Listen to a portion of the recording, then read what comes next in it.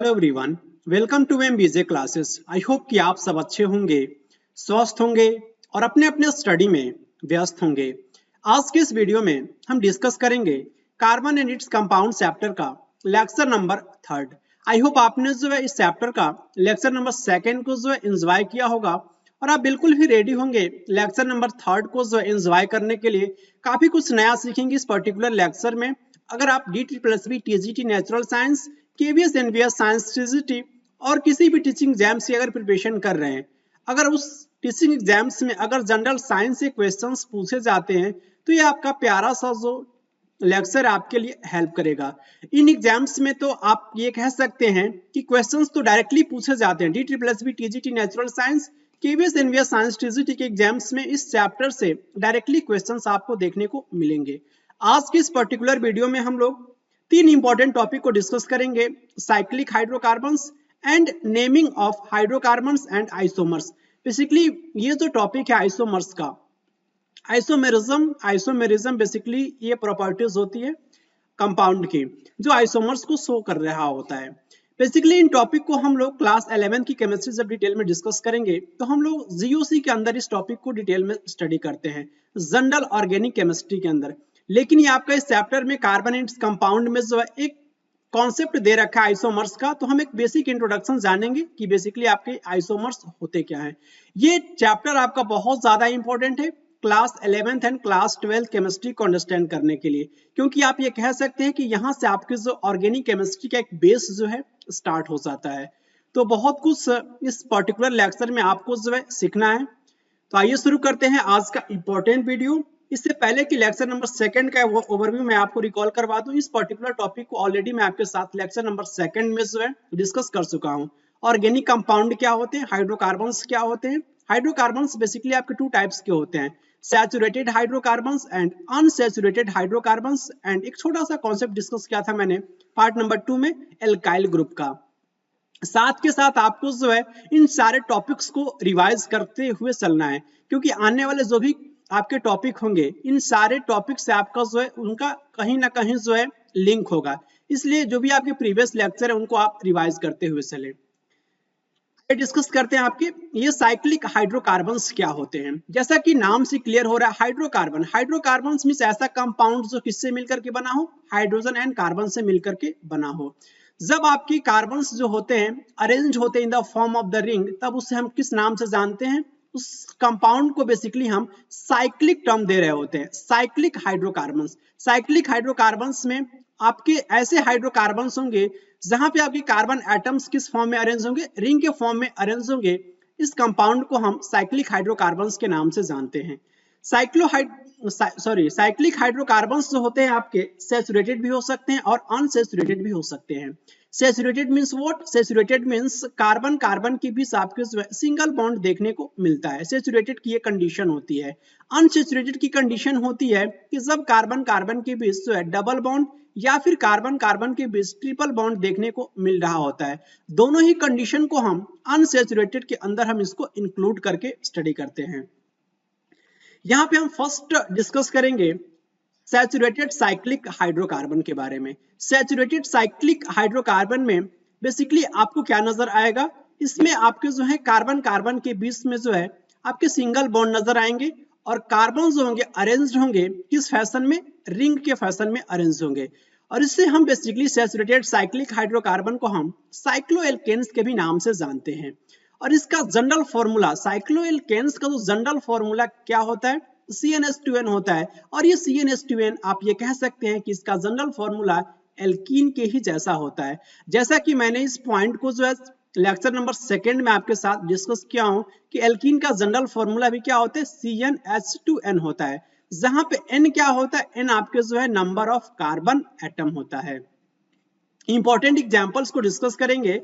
Cyclohexane, cyclohexane आपको इस image पे फोकस करना है। साइक्लोहेक्सेन का जो फॉर्मूला जो होता है C6H12 होता है। इट मींस 6 कार्बन इसमें पाए जाएंगे। 6 कार्बन देखिए यहाँ पे जो है 6 कार्बन जो है रिंग के फॉर्म में जो अरेंज है और आपके 12 हाइड्रोजन जो है इस साइक्लोहेक्सेन में आपको देखने को मिलेंगे।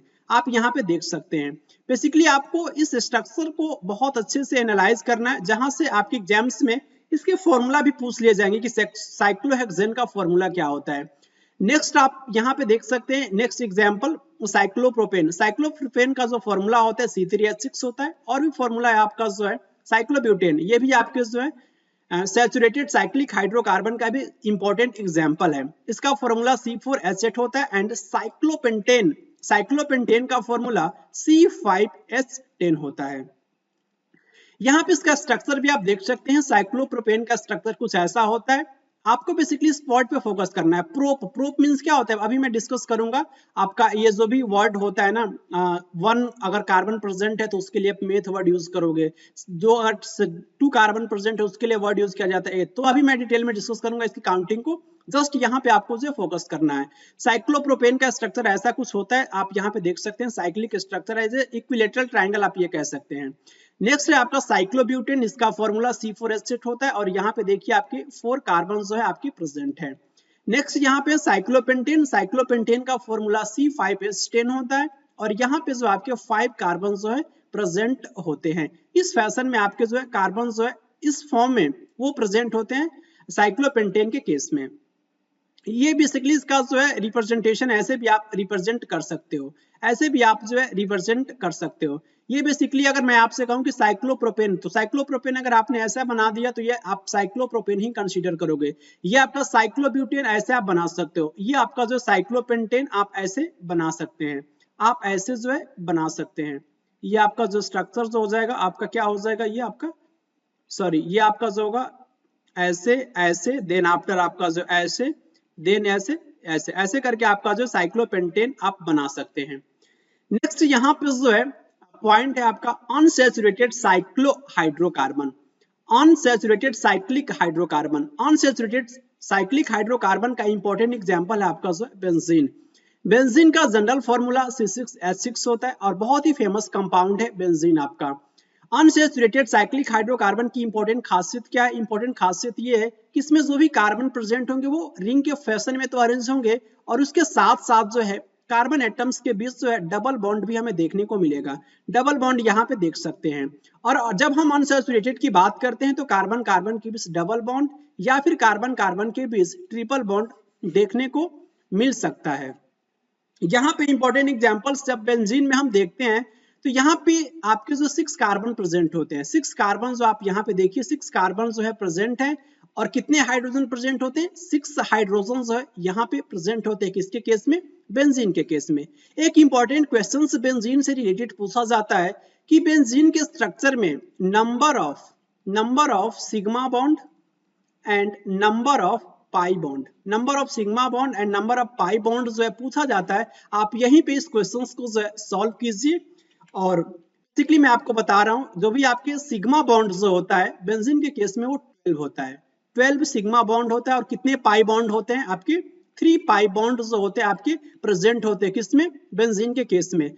Sigma bond means what? Sigma bond means आप कह सकते हैं कि जो भी आपके सिंगल बॉन्ड जो होते हैं आप उसे किस नाम से किससे कंसीडर कर रहे होते हैं उसे आप जो है सिग्मा बॉन्ड कंसीडर जनरली करते हो। कभी कभी जो है डबल बॉन्ड में हमें जो 1 सिग्मा बॉन्ड हमें नजर आ रहा होता है। मैं आपको यहाँ पे काउंट करवा रहा हूँ 12 सिग्मा बॉन्ड। किसके केस में? बेंजीन के केस में। आपको बेसिकली फोकस करना है। ये आपका जो है एक सिग्मा बॉन्ड, ये सेकेंड, ये थर्ड, ये आपका जो है यहाँ पे एक होगा, यहाँ पे बेसिकली आपको फोकस करना है। यहाँ पे भी एक होगा और यहाँ पे एक, तो कितना हो गया आपका 1 2 3 4 5 6 7, यहाँ पे एक 8 और 9 10 11 और एक यहाँ पे 12। तो 12 आपने जो है सिग्मा बॉन्ड को देखा। किसके केस में? बेंजीन के केस में। 3 पाई बॉन्ड भी आपको जो है देखना है। 3 पाई बॉन्ड कहाँ प्रेजेंट होते मैं आपको दिखा रहा हूँ। बेसिकली एक पाई बॉन्ड जो होता है डबल बॉन्ड, ये जो डबल बॉन्ड देख रहे हैं यहाँ पे आपका जो 1 पाई बॉन्ड भी पाया जाता है सिग्मा बॉन्ड के साथ साथ। यहाँ पे आपका जो है ये 3 पाई बॉन्ड जो है आपके पाए जाते हैं। किसके केस में? बेंजीन के केस में। तो ये छोटा सा कॉन्सेप्ट है बेंजीन से रिलेटेड, इसके स्ट्रक्चर से रिलेटेड। आई होप आपको जो है समझ में आया होगा। नेक्स्ट इंपॉर्टेंट लाइन यहाँ पे, unsaturated cyclic compounds like benzene को हम किस नाम से जानते हैं? ये आपका जो एरोमेटिक कंपाउंड्स होते हैं, aromatic compounds. And second category होती है एलिफैटिक कंपाउंड्स की, एलिफैटिक कंपाउंड की। और aliphatic compounds and aromatic compounds में एक माइन्यूट सा डिफरेंस आप याद रख सकते हैं। डिफरेंस तो बहुत सारे होते हैं लेकिन आप जनरली जो है आप ये इस पॉइंट को याद रखेंगे। एरोमेटिक कंपाउंड को जब हम बर्न करते हैं, एरोमेटिक कंपाउंड को बर्न करते हैं तो ये किसके साथ बर्न होते हैं? ये आपके सूटी फ्लेम के साथ ये आपके बर्न होते हैं ऑर्गेनिक एरोमेटिक कंपाउंड। और ये एलिफेटिक कंपाउंड जो होते हैं जब इनको बर्न किया जाता है तो नॉन सूटी फ्लेम के साथ क्या करते हैं कि आपके ये बर्न होते हैं। तो एक छोटा सा माइन्यूट सा डिफरेंस होता है एरोमेटिक कंपाउंड में और एलिफेटिक कंपाउंड में। और भी डिफरेंस है जैसे कि आपका हकल रूल, एक इंपॉर्टेंट रूल होता है आपका हकल रूल। सारे के सारे पॉइंट्स जब मैं आपसे क्लास 11 की केमिस्ट्री डिस्कस करूंगा तो वहां पे मैं डिटेल में डिस्कस करूंगा। तो जो भी आपके हकल रूल जो होता है एरोमेटिक कंपाउंड उसको फॉलो करता है और एलिफेटिक कंपाउंड उसको फॉलो नहीं करता है। नेक्स्ट आपका टॉपिक है नेमिंग ऑफ हाइड्रोकार्बन्स। हाइड्रोकार्बन्स की नेमिंग कैसे करते हैं? हाइड्रोकार्बन्स की नेमिंग करने के लिए एक आपका जो है ऑफिशियल ऑर्गेनाइजेशन है जिसका नाम है, शॉर्ट फॉर्म है IUPAC। IUPAC stands for international union of pure and applied chemistry. 1958 में जो है बेसिकली उन्होंने कुछ रूल्स एंड रेगुलेशंस को दिया था ऑर्गेनिक कंपाउंड के नेमिंग से रिलेटेड, और इसको कलेक्टिवली जो है किस नाम से जानते हैं? IUPAC nomenclature. IUPAC nomenclature. यहाँ पे आपको क्या पढ़ना है? यहाँ पे आपको पढ़ना है नेमिंग ऑफ हाइड्रोकार्बन्स। हाइड्रोकार्बन्स की नेमिंग कैसे की जाती है? इससे को करने से पहले बेसिकली आपको जो है ये चार्ट जो है याद होनी चाहिए, फिंगर टिप्स पे आपको जो है पता होना चाहिए। जैसे कि जब हम बात करते हैं कि कोई कंपाउंड है ऑर्गेनिक कंपाउंड, उसमें अगर 1 number of carbon atom present है तो 1 नंबर ऑफ कार्बन एटम के लिए हम वर्ड यूज करते हैं मेथ। अगर 2 कार्बन एटम्स है उसके लिए वर्ड यूज किया जाता है एथ, एंड 3 कार्बन के लिए वर्ड यूज किया जाता है प्रोप, एंड 4 कार्बन एटम के लिए जो है ब्यूट वर्ड यूज किया जाता है, एंड 5 कार्बन एटम्स के लिए पेंट वर्ड यूज किया जाता है, एंड 6 कार्बन एटम्स के लिए हेक्स वर्ड यूज किया जाता है, एंड 7 कार्बन एटम्स के लिए hept word, and 8 carbon atoms के लिए oct word, and 9 carbon atoms के लिए known word, and 10 carbon atoms के लिए डेक वर्ड यूज किया जाता है। आई होप आपको जो है ये छोटी सी आप कह सकते हैं कि एक बहुत ही माइन्यूट सा आपका एक काउंटिंग है कार्बन से रिलेटेड, नंबर ऑफ कार्बन से रिलेटेड। आई होप आपने इसको जो है लर्न कर लिया होगा।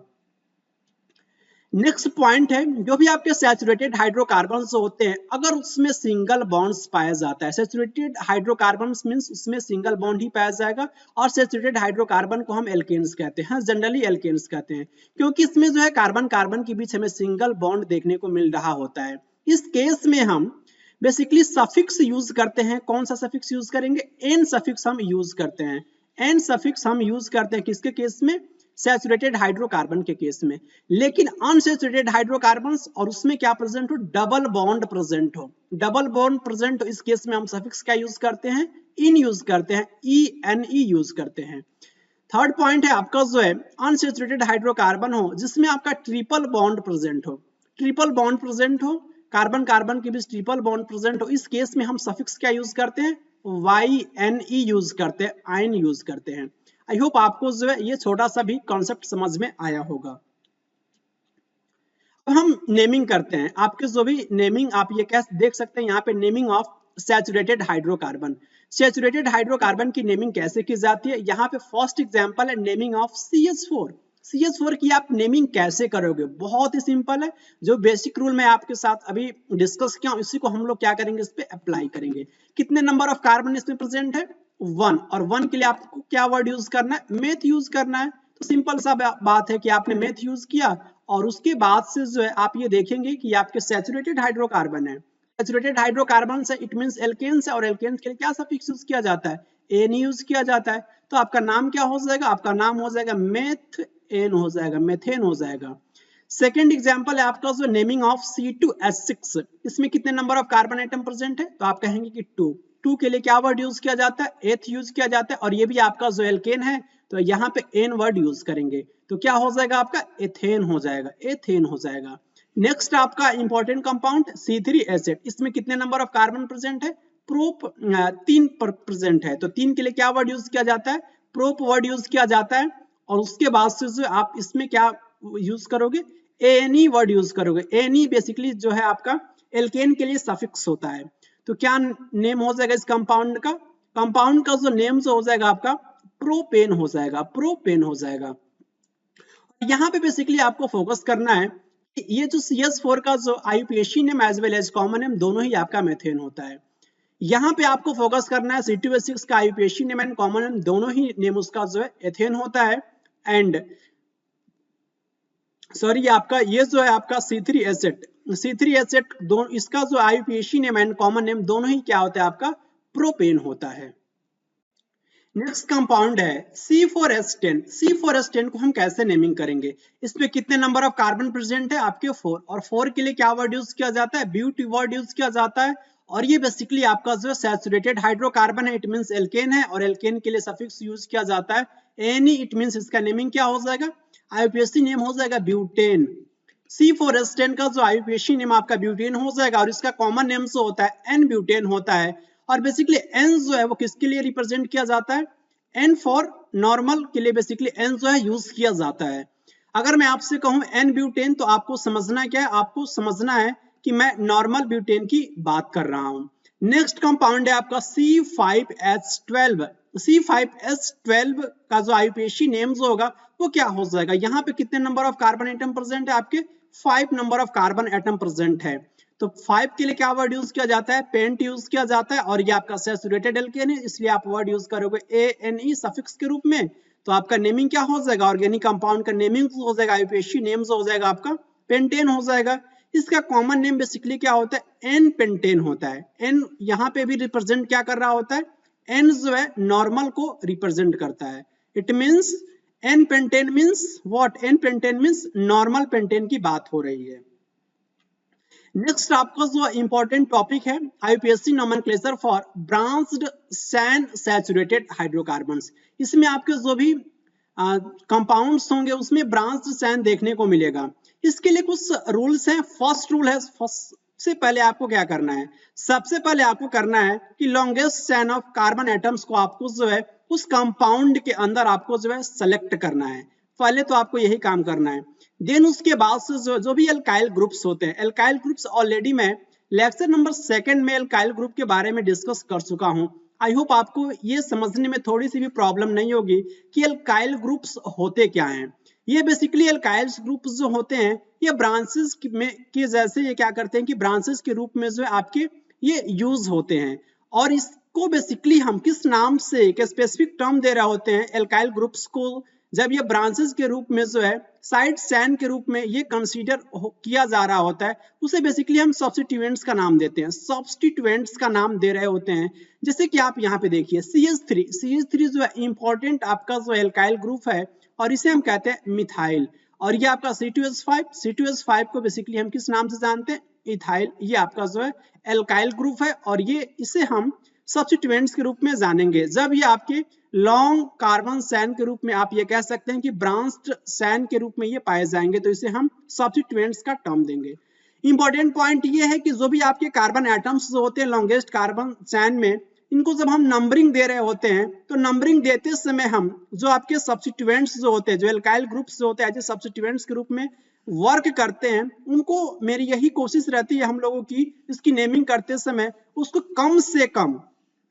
कम से कम जो उसको नंबर देने की कोशिश किया जाए, तभी आपका जो है वो आपका जो है आप ये कह सकते हैं कि राइट जो आपका लॉन्गेस्ट कार्बन चेन जो होगा वो आपका करेक्ट होगा। तो ये पॉइंट आपको जो है ध्यान रखना है। अब ये सारे कॉन्सेप्ट जो होंगे जब मैं एग्जांपल्स के थ्रू डिस्कस करूंगा, सारे कॉन्सेप्ट आपके जो है क्रिस्टल कॉन्सेप्ट का जो क्लियर हो जाएगा। नेक्स्ट इंपॉर्टेंट पॉइंट आपको याद रखना है, जो भी आपके एल्काइल ग्रुप का जो पोजीशन जो होता है जब इनको हम इंडिकेट करते हैं कार्बन एटम्स के रूप में, आपको ये बताना होता है कि ये पर्टिकुलर आपका जो एल्काइल ग्रुप जो है किस नंबर के कार्बन से बेसिकली आपका ये अटैच है।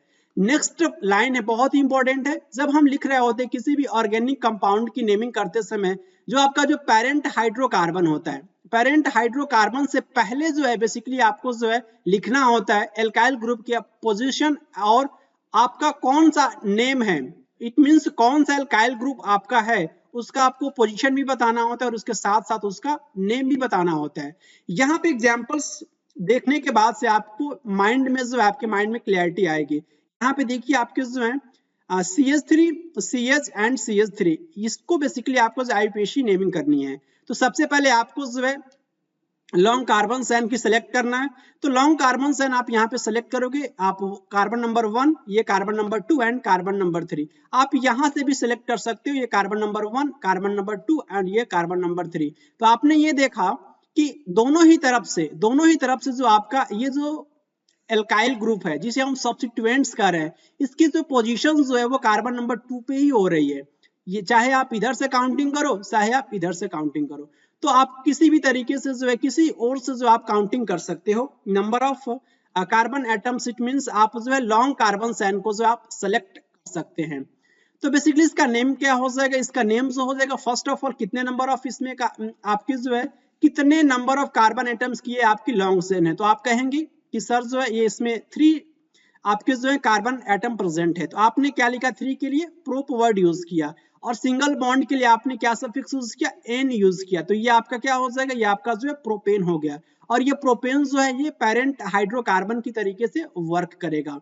नेक्स्ट इंपॉर्टेंट पॉइंट आपको लिखना है, एल्काइल ग्रुप जो है आपका किस कार्बन से अटैच है। तो आपने देखा कि यहाँ पे बेसिकली आपका एल्काइल ग्रुप कार्बन नंबर 2 से जो है ये आपका कार्बन, ये आपका एल्काइल ग्रुप अटैच है CH3। तो आपने क्या लिखा यहाँ पे 2, और इस एल्काइल ग्रुप का नाम क्या है, इस एल्काइल ग्रुप का नाम है CH3 को हम कहते हैं मिथाइल, मिथाइल कहते हैं, इसलिए इसका जो नेमिंग जो हो जाएगा क्या हो जाएगा, 2 मिथाइल प्रोपेन हो जाएगा, 2 मिथाइल प्रोपेन।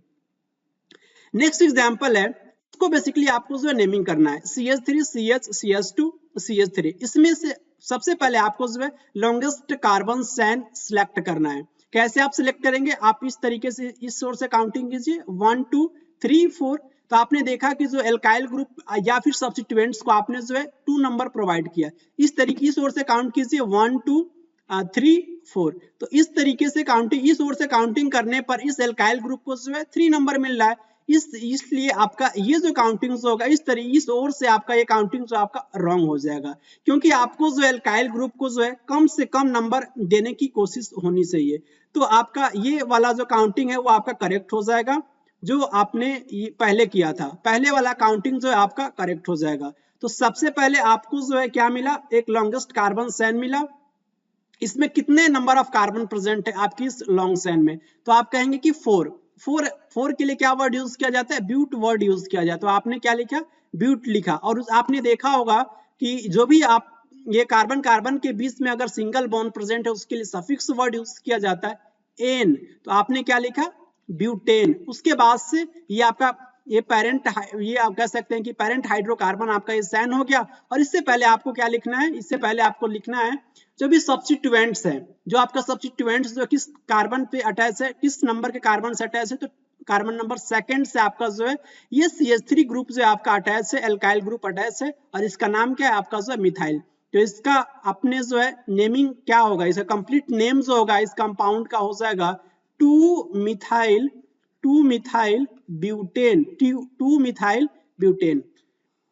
नेक्स्ट कंपाउंड है आपका जो है इसकी नेमिंग करना है आपको। इसमें देखिए कि कितने आपके जो है लॉन्गेस्ट कार्बन चेन में कितने नंबर ऑफ कार्बन प्रेजेंट है। तो आप किधर से भी काउंटिंग करेंगे, आपको बेसिकली जो भी ये आपका एल्काइल ग्रुप या फिर सब्स्टिट्यूएंट्स है इसको आपको 2 ही देखने को मिलेगा, इसकी पोजीशन जो आपके कार्बन नंबर 2 पे ही देखने को मिलेगा। तो आप किसी भी ओर से जो है इसकी काउंटिंग कर सकते हैं, किसी भी ओर से जो है इस केस में जो आप काउंटिंग कर सकते हैं, carbon number 1, carbon number 2 and carbon number 3। तो आप इसको नेमिंग करते समय सबसे पहले आप लिखेंगे कितने आपके जो number of carbon atoms present है इस लॉन्ग चेन में, कितने प्रेजेंट है आपके 3। और 3 के लिए क्या वर्ड यूज किया जाता है, प्रोप वर्ड यूज किया जाता है। और सिंगल बॉन्ड है तो आपने क्या सफिक्स यूज किया, एन यूज किया। और उसके बाद से आपको ये ध्यान देना है कि आपका जो सब्स्टिट्यूएंट्स या फिर एल्काइल ग्रुप जो है वो कितने नंबर ऑफ कार्बन से वो आपका अटैच है, किस नंबर के कार्बन से अटैच है। तो आपने देखा कि कार्बन नंबर 2 से अटैच है, तो आप यहाँ पे 2 लिखेंगे, और इसका नाम क्या है CH2 CH3। ये बेसिकली आपका जो इथाइल आपका ये जो एल्काइल ग्रुप है। तो आप क्या लिखेंगे यहाँ पे 2 इथाइल प्रोपेन बेसिकली इस कंपाउंड का जो है IUPAC नेम हो जाएगा। नेक्स्ट इस इंपॉर्टेंट डायग्राम पे आपको जो है फोकस करना है, इसका जो कॉमन नेम होता है नियोपेंटेन जो है इसका ये कॉमन नेम होता है। लेकिन इसका IUPAC नेम क्या होगा? IUPAC नेम आपको याद रखना है। सबसे पहले इसमें भी हमको जो है लॉन्गेस्ट कार्बन चेन जो आपको सिलेक्ट करना है, तो आप ये सिलेक्ट कीजिए। ये आपका carbon number 1, carbon number 2, carbon number 3, किसी भी और से आप सिलेक्ट कर सकते हैं। आप ये पाएंगे कि ये जो आप कार्बन नंबर 2 पे जो आपका जो सब्स्टिट्यूएंट्स है, कार्बन नंबर 2 पे जो भी सब्स्टिट्यूएंट्स, आप ये कह सकते हैं कि किसी भी और से जो है काउंटिंग करने पर कार्बन नंबर 2 पे ही आपको जो है नजर आने वाला है। यहाँ इधर से भी काउंटिंग करेंगे तो कार्बन नंबर 2 ही मिलेगा। तो आप किसी भी और से जो है काउंटिंग करके क्वेश्चंस को आप सॉल्व कर सकते हैं, किसी भी और से जो है काउंटिंग कर सकते हैं आप। तो सबसे पहले आपने देखा कि इसमें कितने नंबर ऑफ कार्बन प्रेजेंट है। आपकी जो इस लॉन्गेस्ट कार्बन चेन में जो आपके 3, तो 3 कार्बन प्रेजेंट है। तो 3 कार्बन के लिए आप क्या वर्ड यूज करोगे? प्रोप वर्ड यूज करोगे। उसके बाद से सिंगल बॉन्ड यहाँ पे नजर आ रहा है, सिंगल बॉन्ड, और सिंगल बॉन्ड के लिए क्या वर्ड यूज किया जाता है? सफिक्स यूज किया जाता है एन। तो आपने पहले जो है प्रोपेन लिखा और उसके बाद से कार्बन नंबर 2 पे जो है आपके 2 सब्स्टिट्यूएंट्स प्रेजेंट है। तो इसके लिए आप क्या लिखोगे? इसके लिए आप वर्ड यूज करोगे 2,2 dimethyl, 2,2 dimethyl propane, 2,2 dimethyl propane basically जो है इस कंपाउंड का जो है IUPAC नेम हो जाएगा। और 2,2 डाइमिथाइल प्रोपेन का जो आपका कॉमन नेम जो होता है वो आपका नियोपेंटेन होता है। आई होप आपको ये भी एग्जांपल अच्छे से समझ में आया होगा। ऐसे अनसैचुरेटेड हाइड्रोकार्बन्स की नेमिंग कैसे करेंगे जिसके बीच जो आपका डबल बॉन्ड प्रेजेंट हो। जैसे कि आपको नेमिंग करना हो C2H4 का IUPAC नेम क्या हो जाएगा? सबसे पहले आपको फोकस करना है नंबर ऑफ कार्बन एटम्स कितने हैं आपके? 2 है। तो आपको क्या लिखना है? 2 के लिए आप वर्ड यूज करते हो एथ, और यहाँ पे बेसिकली डबल बॉन्ड प्रेजेंट है। डबल बॉन्ड के लिए आप वर्ड यूज करते हो सफिक्स के रूप में ENE, एथीन। बेसिकली एथीन जो है C2H4 का जो IUPAC नेम हो जाएगा।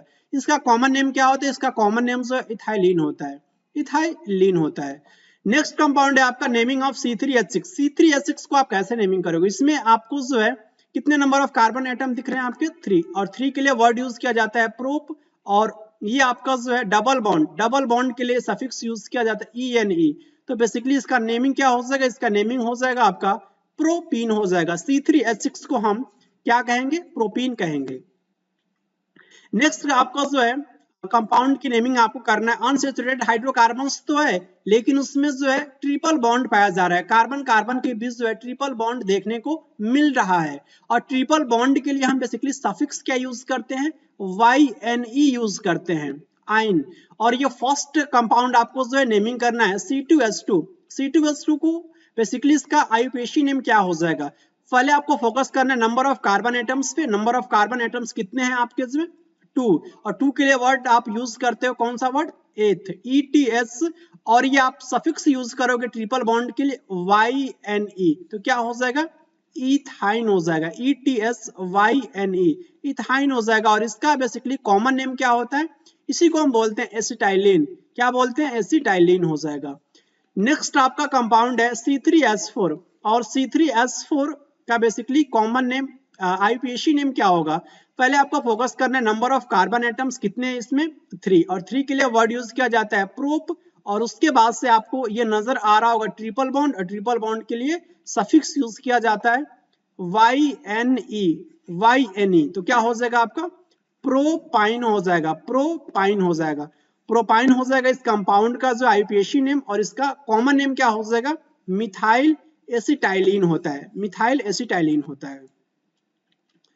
यहाँ पे आपको बेसिकली अनसैचुरेटेड हाइड्रोकार्बन की नेमिंग करना है, और बेसिकली यहाँ पे जो कार्बन कार्बन के बीच में आपको ट्रिपल बॉन्ड नजर आ रहा है। सबसे पहले आपको क्या करना है कि इस लॉन्गेस्ट कार्बन चेन को जो है सेलेक्ट करना है, और सेलेक्ट करते समय आपको ये ध्यान देना है कि जो भी आपका नंबर ऑफ, जिस कार्बन को जो है फर्स्ट नंबर देना है जिसमें आपके डबल बॉन्ड या फिर ट्रिपल बॉन्ड प्रेजेंट है। तो आप काउंटिंग इधर से ना करके जो है कहां से करेंगे? यहां से स्टार्ट करेंगे, क्योंकि आपके जो डबल बॉन्ड जो है, ट्रिपल बॉन्ड जो है यहाँ पे नजर आ रहा है। तो इस ओर से क्या करेंगे कि आप काउंटिंग को स्टार्ट करेंगे। तो आइए स्टार्ट करते हैं काउंटिंग को। सबसे पहले काउंटिंग स्टार्ट करेंगे, आप यहां से स्टार्ट करोगे, यहां से। ये आपका 1 हो गया, और देन आपका ये सेकंड, ये थर्ड, ये आपका कार्बन नंबर 4, और ये कार्बन नंबर 5, और ये कार्बन नंबर 6। तो कार्बन 6 कार्बन के लिए क्या वर्ड आप यूज करते हो? वर्ड यूज करते हो हेक्स, हेक्स। और यहाँ पे ट्रिपल बॉन्ड नजर आ रहा है, हेक्स 1 इन, one yne YNE basically triple bond के लिए YNE यूज किया जाता है। कितने नंबर ऑफ कार्बन पे आपका जो ट्रिपल बॉन्ड प्रेजेंट है ये बता रहा है। फर्स्ट नंबर कार्बन एटम पे आपका जो है ट्रिपल बॉन्ड प्रेजेंट है, तो हेक्स वाई आइन बेसिकली इसका जो आईयूपीएसी नेम हो जाएगा। और इसको हम बेसिकली क्या कहेंगे, इसको हम कहेंगे वन पोजीशन। जो लिखना कोई मस्ट नहीं होता है, तो आप डायरेक्टली लिख सकते हैं हेक्साइन, HEXYNE। तो इसका जो आईयूपीएसी नेम जो हो जाएगा आपका हेक्साइन हो जाएगा, हेक्साइन हो जाएगा। ओके, नेक्स्ट का आपका जो टॉपिक है आइसोमर्स। आइसोमर्स क्या होते हैं? ऐसे ऑर्गेनिक कंपाउंड्स जिसमें आपका जो है सेम मॉलिक्यूलर फॉर्मूला हो लेकिन उसके डिफरेंट स्ट्रक्चर्स हो, उसे हम बेसिकली आइसोमर्स बोलते हैं। ये तो आपका नॉर्मल सा डिफिनेशन हो गया। जो एनसीईआरटी बुक जो है, जब हम बात करते हैं स्ट्रक्चरल आइसोमर्स की, ये नॉर्मल सा डिफिनेशन होता है, लेकिन इस डिफिनेशन को आप थोड़ा सा मॉडिफाई कर सकते हैं कि ऐसे कंपाउंड, ऑर्गेनिक कंपाउंड जिसमें आपके जो मॉलिक्यूलर फॉर्मूला तो आपके सेम होते हैं, कभी कभी उनके स्ट्रक्चरल फॉर्मूला भी सेम होते हैं। कभी कभी जो है जब हम बात करते हैं स्टीरियो आइसोमर्स की, तो स्टीरियो आइसोमर्स में तो हमें मॉलिक्यूलर फॉर्मूला भी सेम देखने को मिलता है और उसके स्ट्रक्चर भी सेम देखने को मिलता है। तो यहाँ पे डिफिनेशन आपके स्टीरियो आइसोमर्स के केस में जो आपका ये डिफिनेशन आपका जो है रॉन्ग हो सकता है, लेकिन इस डिफिनेशन को आप थोड़ा सा मॉडिफाई करके ऐसे बोलें कि मॉलिक्यूलर फॉर्मूला तो आपके ऑर्गेनिक कंपाउंड के सेम होंगे, लेकिन उसका जो आपका प्रॉपर्टीज होगा फिजिकल और ये कह सकते हैं कि केमिकल प्रॉपर्टीज जो होगा वो क्या होगा कि कंपाउंड का जो आपका डिफरेंट होगा। किसके केस में? स्टीरियो आइसोमर्स के केस में। लेकिन ये जो डिफिनेशन है वो स्ट्रक्चरल आइसोमर्स के केस के लिए इंपॉर्टेंट है। ये स्ट्रक्चरल आइसोमर्स को ये आपका ये वाला जो डिफिनेशन है वो एक्सप्लेन कर रहा होता है। जैसे कि आप यहाँ पे देखिए, ये एनसीईआरटी बुक की लाइन है। स्ट्रक्चरल आइसोमर्स को यहाँ पे लिख रखा है कि such compounds with identical molecular formula but different structures are called structural isomers. उसे हम क्या कहेंगे? स्ट्रक्चरल आइसोमर्स कहेंगे। जैसे कि इंपॉर्टेंट एग्जांपल्स यहाँ पे दे रखा है, ब्यूटेन एंड आइसोब्यूटेन, दोनों का जो फॉर्मूला जो होता है वो C4H10 ही होता है, लेकिन डिफरेंस कहाँ देखने को मिलता है? उनके स्ट्रक्चर में। इसलिए ब्यूटेन एंड आइसोब्यूटेन जो है आपके स्ट्रक्चरल आइसोमर्स होते हैं। नेक्स्ट इंपॉर्टेंट लाइन यहाँ पे वही चीजें रिपीट है, आप इसे पढ़ सकते हैं। नॉर्मल ब्यूटेन कहते हैं बेसिकली एन ब्यूटेन को, वही आपका जो ब्यूटेन हो गया, और आइसोब्यूटेन तो आप यहाँ पे देख ही सकते हैं। इनका जो है बेसिकली जो मॉलिक्यूलर फॉर्मूला जो होगा सेम होगा, लेकिन डिफरेंस कहाँ देखने को मिलेगा? स्ट्रक्चर में डिफरेंस देखने को मिलेगा। यहाँ पे इंपॉर्टेंट प्रॉपर्टीज जो होती है, जो एग्जिस्टेंस जो होती है, एग्जिस्टेंस ऑफ टू और more different organic compounds having the same molecular formula but different structures are called, basically ये आपकी जो प्रॉपर्टीज होती है उसे हम क्या बोलते हैं? आइसोमेरिज्म बोलते हैं, आइसोमेरिज्म बोलते हैं। यहाँ पे बहुत इंपॉर्टेंट लाइन है, आइसोमेरिज्म ये पॉसिबल तभी हो सकता है, ऐसे हाइड्रोकार्बन्स में ही देखा जा सकता है, कम से कम उस हाइड्रोकार्बन में आपको जो है 4 कार्बन्स प्रेजेंट होने चाहिए। इट मींस आप ये कह सकते हैं कि मेथेन में आपके कितने number of carbon atoms present होते हैं? 1। एथेन में आपके कितने number of carbon atoms present होते हैं? 2। एंड प्रोपेन में कितने number of carbon atoms present होते हैं? आपके 3। तो मेथेन, एथेन एंड प्रोपेन में आपके जो है आइसोमेरिज्म नहीं देखा जा सकता है, क्योंकि आइसोमेरिज्म की फेनोमेना तभी आइसोमेरिज्म पॉसिबल होता है किसी हाइड्रोकार्बन में जिसमें कम से कम 4 number of carbon atoms present हो। बहुत इंपॉर्टेंट लाइन है, आपको एज इट इज याद रखना है। यहाँ पे हम बात करते हैं क्लासिफिकेशन में। डिटेल में क्लासिफिकेशन को डिटेल में डिस्कस नहीं करूँ, केवल आपके पास एक आइडिया होना चाहिए। आइसोमेरिज्म को बेसिकली 2 टाइप्स में जो इसको कैटेगराइज करते हैं, structural isomerism and stereo isomerism. Structural isomerism के भी आपके जो है ये टाइप्स होते हैं, chain isomerism, positional isomerism, functional isomerism, metamerism, tautomerism and ring chain. और स्टीरियो आइसोमेरिज्म के भी 2 टाइप्स होते हैं, ज्योमेट्रिक एंड ऑप्टिकल आइसोमेरिज्म। ये सारे के सारे टॉपिक्स मैं डिटेल में डिस्कस करूंगा जब मैं आपको क्लास 11 केमिस्ट्री डिस्कस करूंगा। और ये सारे टॉपिक्स हम किसके अंदर पढ़ते हैं? जीओसी जनरल ऑर्गेनिक केमिस्ट्री के अंदर ये सारे टॉपिक्स को हम लोग स्टडी करते हैं। यहाँ पे इंपॉर्टेंट लाइन है, आपको एज इट इज याद रखना है कि 2 आइसोमर्स आपके पॉसिबल होते हैं। किसके? ब्यूटेन के केस में आपसे डायरेक्टली पूछा जाता है कि ब्यूटेन में कितने आपके जो आइसोमर्स देखने को मिलते हैं, स्ट्रक्चरल आइसोमर्स। तो आप ये कहेंगे उसमें जो है 2 आइसोमर्स देखने को मिलता है ब्यूटेन के केस में, और 3 आइसोमर्स देखने को मिलता है किसके में, पेंटेन के केस में, जिसका फॉर्मूला C5H12 होता है। 5 आइसोमर्स देखने को मिलता है हेक्सेन के केस में, जिसका फॉर्मूला C6H12 होता है। और यहाँ पे बहुत ही इंपॉर्टेंट लाइन है कि जैसे जैसे आपके number of carbon atoms increase होंगे एल्केन मॉलिक्यूल्स में, वैसे ही आपका जो है पॉसिबल आइसोमर्स जो होते हैं वो भी आपका जो इंक्रीज होता है। जैसे कि अगर मैं आपसे कहूं कि हेप्टेन में आपके कितने आपके जो है पॉसिबल आइसोमर्स होते हैं, तो आपका आंसर होना चाहिए 9 होता है। हेप्टेन में आपका जो है 9 होता है, एंड ऑक्टेन में आपका कितना होता है, ऑक्टेन में आपका जो है 18 होता है। और नोनेन में कितना होता है, नोनेन में आपका जो है 35 होता है, एंड डेकेन में कितना होता है, डेकेन में आपका बेसिकली जो है 75 जो है आइसोमर्स पॉसिबल हैं। तो आपको बेसिकली डाटा याद रखना है, और एग्जाम्स में आप वहां पे बनाने नहीं बैठोगे कि ब्यूटेन का जो है बेसिकली कितने के पॉसिबल आइसोमर्स होते हैं। मैं अभी ब्यूटेन का, पेंटेन का और हेक्सेन का मैं आपको दिखाऊंगा। आप एग्जाम्स में आपको वहां पे बना करके आप जब चेक करने जाओगे ना पॉसिबल आइसोमर्स, तो कोई ना कोई स्ट्रक्चर आप वहां पे छोड़ दोगे और वो गलत आंसर आपसे मार्क करके आओगे। इसलिए आपको जो एज इट इज याद होना चाहिए, ब्यूटेन के केस में आपको जो 2 आइसोमर्स होते हैं, पेंटेन के केस में 3 आइसोमर्स, एंड हेक्सेन के केस में आपके 5 आइसोमर्स होते हैं। हेप्टेन के केस में 9, ऑक्टेन के केस में 18, एंड नोनेन के केस में 35, एंड डेकेन के केस में 75। नेक्स्ट यहाँ पे देखिए आइसोमेरिज्म ऑफ ब्यूटेन। ब्यूटेन के जो आपके पॉसिबल आइसोमर्स है आप यहाँ पे देखिए। बेसिकली यहाँ पे ब्यूटेन के केस में कितने number of carbon atoms present है, ये तो आपका नॉर्मल ब्यूटेन हो गया, 4 कार्बन एटम्स यहाँ पे प्रेजेंट है। तो आपने ऐसे एक पॉसिबल स्ट्रक्चर आपने ड्रॉ किया। इस हाइड्रोजन के जरिए आप क्या दिखा रहे हो, इस हाइड्रोजन के जरिए जो है जो भी आपके कार्बन प्रेजेंट है वो अपनी वैलेंसी जो है किसके जरिए कंप्लीट करता है, हाइड्रोजन के जरिए जो है अपना ये वैलेंसी कंप्लीट कर रहा होता है आपका कार्बन। नेक्स्ट स्ट्रक्चर है आपका आइसोब्यूटेन। इसका भी फॉर्मूला क्या होता है, C4H10 होता है। यहाँ पे भी आपके 4 कार्बन नजर आएंगे, देखिए 1 carbon, 2nd carbon, 3rd carbon. लेकिन इस कार्बन से क्या अटैच है, आपका एक कार्बन ये अटैच है, ये कार्बन आपका अटैच है।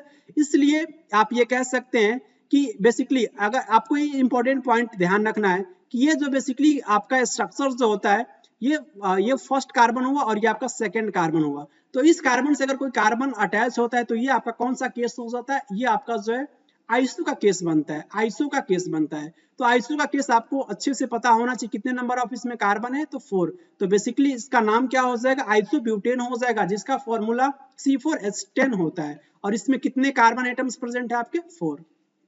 और दोनों ही आपके पॉसिबल आइसोमर्स है किसके, ब्यूटेन के। आई होप आपको जो है ये छोटा सा कॉन्सेप्ट समझ में आया होगा। नेक्स्ट हम बात करते हैं structural isomers of pentane. Pentane के बारे में हम बात करते हैं, इसके कितने पॉसिबल स्ट्रक्चर आइसोमर्स जो है पॉसिबल हैं, याद रखेंगे 3 आपके जो है पॉसिबल हैं। यहाँ पे देखिए, यहाँ पे जो है पेंटेन के केस में सबसे पहले आपको जो है 5 कार्बन यहाँ पे आपको जो है नॉर्मल सा स्ट्रक्चर आप बनाते हो, आपने बना दिया। तो ये आपका जो फर्स्ट स्ट्रक्चरल आइसोमर्स आपका प्रेजेंट हुआ किसके केस में, पेंटेन के केस में। सेकंड क्या हो सकता है, सेकंड आपको जो है 1 carbon, 2nd carbon, 3rd carbon and 4th carbon. उसके बाद से जो है 1 कार्बन को आपने जो है यहाँ पे आपने एक कार्बन को अटैच कर दिखाया है। आप यहाँ पे भी अटैच करके दिखा सकते हैं, ऐसा कोई नहीं, यहाँ पे भी आप अटैच कर सकते थे। तो ये आपका जो है सेकेंड आपका क्या हुआ कि ये स्ट्रक्चरल आइसोमर हुआ किसका, पेंटेन के केस में, जिसका नेम क्या हो जाएगा, 2-मिथाइल ब्यूटेन हो जाएगा। क्योंकि इस 2-मिथाइल ब्यूटेन में कितने number of carbon atoms present है, 4। और ये आपकी कार्बन नंबर 2 पे जो है यहां से काउंटिंग करेंगे 1 2 3 4। इस तरीके से काउंटिंग इसलिए करेंगे क्योंकि हमें जो सब्स्टिट्यूएंट्स को जो है हमें कम से कम जो है नंबर देना होता है। तो क्या हो जाएगा, इसका नेमिंग हो जाएगा आपका 2-मिथाइल ब्यूटेन हो जाएगा। नेक्स्ट आपका जो है पॉसिबल स्ट्रक्चर आइसोमर्स पेंटेन के केस में आप यहाँ पे देखिए, यहाँ पे बेसिकली 3 कार्बन ऐसे अरेंज हैं और आपके कार्बन नंबर 2nd पे ये कार्बन नंबर 1 और ये कार्बन नंबर 2, इस पे आपके जो है 2 मिथाइल ग्रुप जो है आपके क्या है कि अटैच है, 2 मिथाइल ग्रुप आपके अटैच है। और इसमें कितने number of carbon atoms present हैं, लॉन्ग चैन में तो आपके 3 ही हैं, लेकिन पूरे स्ट्रक्चर में आपका जो है 5 कार्बन एटम्स प्रेजेंट है। तो तीनों का फॉर्मूला आपने देखा कि जो पेंटेन 2-मिथाइल ब्यूटेन या फिर जो 2-डाइमिथाइल प्रोपेन, तीनों का जो फॉर्मूला जो है C5H12 है। डिफरेंस कहाँ है, डिफरेंस इसके जो है स्ट्रक्चर में इसमें डिफरेंस, इसलिए ये आपके जो है पॉसिबल स्ट्रक्चरल आइसोमर्स हैं किसके केस में, पेंटेन के केस में। और इसका बेसिकली नेम क्या हो जाएगा, बहुत इंपॉर्टेंट नेम है, 2-डाइमिथाइल प्रोपेन, 2-डाइमिथाइल प्रोपेन हो जाएगा। आई होप आपको जो है एक छोटा सा कॉन्सेप्ट समझ में आया होगा किसको लेकर के, जो भी आपके पॉसिबल स्ट्रक्चर हैं पेंटेन के केस में, आपके 3 पॉसिबल आइसोमर्स आपके प्रेजेंट होते हैं किसके केस में, पेंटेन के केस में।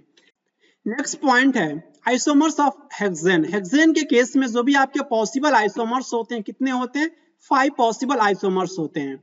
हेक्सेन का फॉर्मूला क्या होता है, C6H14 होता है। इन 500 ही स्ट्रक्चर में आपको जो है कितने नंबर ऑफ कार्बन्स देखने को मिलेंगे, 6, एंड कितने hydrogen, number of hydrogen 14। It means ये 500 के 500 स्ट्रक्चर जो हैं ये पॉसिबल आइसोमर्स हैं किसके, हेक्सेन के। और इन 5 स्ट्रक्चर को मैं आपको डिटेल में समझा रहा हूं, आपको बेसिकली फोकस करना है। फर्स्ट स्ट्रक्चर की बात करें, फर्स्ट स्ट्रक्चर में आपको जो है कितने कार्बन्स आपके नजर आ रहे हैं, 1 2 3 4 5 6। तो जनरली आपको क्या करना है कि 6 कार्बन वाली एक लॉन्ग चेन बनाना है, और देन उसके बाद से जो है आपको जो है इसकी वैलेंसी हाइड्रोजन के जरिए कंप्लीट करना है। तो आपका हो जाएगा C6H14 हो जाएगा। बहुत ही सिंपल स्ट्रक्चर है, इसको ड्रॉ कर पाएंगे आप बहुत इजीली। सेकंड आपका स्ट्रक्चर है, इसमें देखिए carbon number 1, carbon number 2, carbon number 3, carbon number 4, carbon number 5 and carbon number basically आपका ये जो कार्बन नंबर ये आपका ये 5 चैन वाली आपका जो है क्या है कि ये 5 कार्बन वाली आपका एक चैन है, जिसमें आप कार्बन नंबर 2 पे जो एक कार्बन को क्या किया गया है कि आपका ये अटैच किया गया है एज ए सब्स्टिट्यूएंट्स के रूप में। तो बेसिकली इसका भी फॉर्मूला क्या हो जाएगा, इसका फॉर्मूला हो जाएगा C6H14 हो जाएगा। नेक्स्ट आपका ये स्ट्रक्चर, इसमें देखिए इसमें बेसिकली आप कितने नंबर ऑफ कार्बन को लिया गया है, 4 लॉन्ग चेन आपका जो है लिया गया है, जिसमें आपके नंबर ऑफ कार्बन जो है आपके जो है 4 हैं। कितने नंबर ऑफ कार्बन है, 4 है। और इसकी वैलेंसी जो आप ये देखेंगे कार्बन नंबर सेकंड पे आपके जो है 2 एल्काइल ग्रुप यहाँ पे अटैच है एज ए सब्स्टिट्यूएंट्स के रूप में। तो इसका भी फॉर्मूला जो हो जाएगा आपका C6H14 हो जाएगा, C6H14 हो जाएगा। और कार्बन नंबर 2 पे आपने जो 2 एल्काइल ग्रुप क्या किया कि एज ए सब्स्टिट्यूएंट्स के रूप में यूज किया है। नेक्स्ट ये आपका डी स्ट्रक्चर है, फोर्थ स्ट्रक्चर है आपके पॉसिबल आइसोमर्स हेक्सेन के लिए। इसमें आपको जो है 4 कार्बन आपको नजर आ रहे होंगे, 1 2 3 4। उसके बाद से कहाँ डिफरेंस है, कहाँ आपका डिफरेंस है, carbon number first, carbon number second, carbon number third, carbon number fourth. यहाँ पे आप कार्बन नंबर सेकंड पे और कार्बन नंबर थर्ड पे आपने क्या किया है कि एक जो है एक एक एल्काइल ग्रुप जो है दोनों जगह आपने जो अटैच किया है, और इसका भी जो है फॉर्मूला क्या हो जाएगा, C6H14 हो जाएगा। और क्या पॉसिबल स्ट्रक्चर हो सकता है हेक्सेन के लिए, आप यहाँ पे देखिए 6 कार्बन आपके जो है यहाँ पे बेसिकली 5 कार्बन है, 5 कार्बन प्रेजेंट है यहाँ पे। और यहाँ पे जो हाइड्रोजन होंगे वो भी आपका फिक्स होगा, हाइड्रोजन जो आपका जो है वो फिक्स होगा, कितना 14 फिक्स है। लेकिन यहाँ पे 5 तो आपके लॉन्ग चेन में देखने को मिल रहा है 5 कार्बन, और एक कार्बन कहाँ नजर आ रहा है, एक कार्बन आप ये देखेंगे आप किधर से भी काउंटिंग कर सकते हैं क्योंकि यहाँ पे बेसिकली 20 में आ रहा है, ये कार्बन नंबर थर्ड हो जाएगा। 1 2 3 4 5 इधर से भी काउंटिंग करेंगे तो 1 2 3 4 5 इधर से भी आपको जो कार्बन नंबर थर्ड पे ही आपका जो एल्काइल ग्रुप है जो सब्स्टिट्यूएंट्स के रूप में अटैच है, तो दोनों ही तरफ से इसके जो नंबरिंग जो है आपका थर्ड ही आ रहा है। तो आप किसी भी तरीके से किसी भी ओर से जो आप काउंटिंग कर सकते हैं। यहाँ पे आपने ये देखा कि कार्बन नंबर थर्ड पे जो है आपका एक एल्काइल ग्रुप क्या है कि अटैच है, इसलिए इसका भी फॉर्मूला जो है 5 कार्बन तो यहाँ पे प्रेजेंट हुआ और एक कार्बन आपका जो है ये एल्काइल वाला हो गया। देन आपका जो हो जाएगा C6H14, इसका भी फॉर्मूला हो गया। तो इतने आपके जो है 5 पॉसिबल स्ट्रक्चर हो सकते हैं किसके लिए, हेक्सेन के लिए। और ये आपके पॉसिबल बेसिकली आइसोमर्स होंगे। अगर आपसे डायरेक्टली क्वेश्चंस पूछा जाए तो आपका आंसर क्या होगा कि जो भी आपके हेक्सेन के पॉसिबल आइसोमर्स होते हैं आपके जो 5 होते हैं। एज इट इज आपको तैयार करना ज्यादा बेस्ट हो, क्योंकि आप ऐसे एग्जाम्स में स्ट्रक्चर बना करके आप चेक करने लगोगे कि इसका स्ट्रक्चर कैसे पॉसिबल हो सकता है, 5 हो सकता है, 6 हो सकता है, या फिर 7 हो सकता है, या फिर 6 हो सकता है। तो आप इस क्वेश्चन को एग्जाम हॉल में नहीं सॉल्व कर पाओगे। इसलिए मैं आपसे यही सजेस्ट करूंगा कि आपको बेसिकली याद ही कर लेना है कि हेक्सेन के केस में आपके जो है 5 पॉसिबल आइसोमर्स होते हैं। आई होप आपको ये कॉन्सेप्ट समझ में आया होगा हेक्सेन को लेकर के। और इसी के साथ आपका जो है carbon and its compound chapter का लेक्चर नंबर 3 जो है कंप्लीट होता है। आई होप आपने जो कुछ नया सीखा होगा इन इंपॉर्टेंट टॉपिक के जरिए, cyclic hydrocarbons, naming of hydrocarbons and isomers topics के जरिए। और आपको ये वीडियो अगर पसंद आ रहा है और ये जो भी कॉन्सेप्ट मैं डिस्कस कर रहा हूँ आपको समझ में आ रहा है, तो प्लीज इस वीडियो को लाइक कीजिएगा और अपने फ्रेंड्स के साथ शेयर भी कीजिएगा। और आप इस MBJ क्लासेस पे अगर आप नए हैं तो चैनल को भी सब्सक्राइब कर लीजिएगा। Okay, thank you. मिलेंगे आपसे नेक्स्ट वीडियो में, तब तक के लिए खुश रहें, प्रसन्न रहें। Thank you very much.